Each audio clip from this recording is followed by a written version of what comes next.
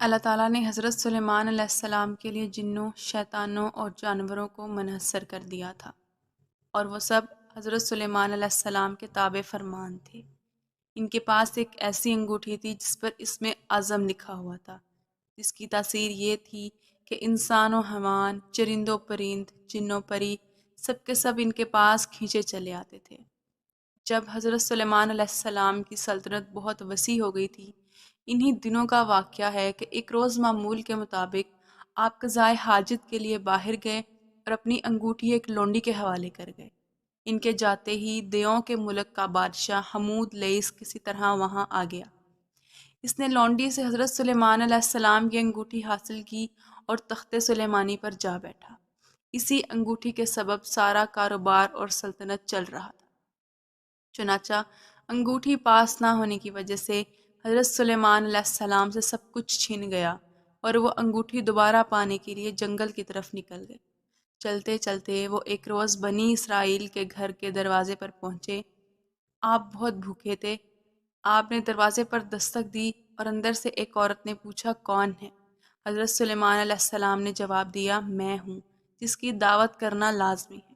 اس پر عورت نے جواب دیا، میرا شوہر گھر سے باہر ہے اور اس کی غیر موجودگی میں کسی غیر محرم کی دعوت نہیں کر سکتی۔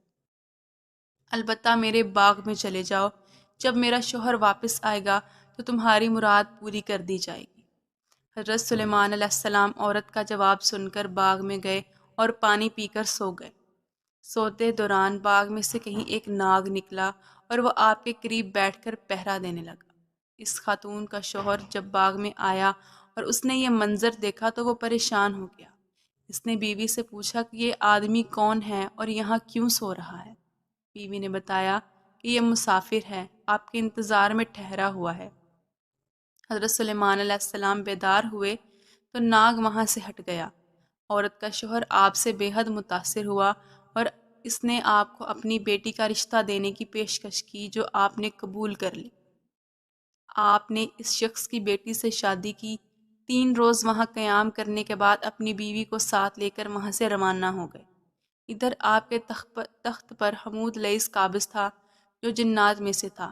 وہ حضرت سلیمان علیہ السلام کا ہم شکل بن کر تخت پر قابض تھا، مگر جلد ہی اس کی حرکتوں نے لوگوں کو شک میں ڈال دیا کہ وہ حضرت سلیمان علیہ السلام نہیں ہیں۔ چنانچہ انہوں نے اپنا شک دور کرنے کے لیے یہ تدبیر کی کہ حمود لئیس کو تورات پڑھ کر سنانے کے لیے کہا۔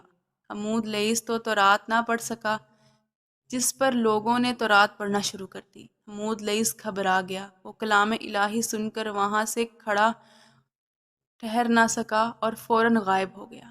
اس نے حضرت سلیمان علیہ السلام کی انگوٹھی دریا میں پھینک دی، جسے ایک مچھلی نے نگل لیا۔ حضرت سلیمان علیہ السلام ایک روز دریا کے کنارے پر گئے تو وہاں چند مچھیرے مچھلیاں پکڑ رہے تھے۔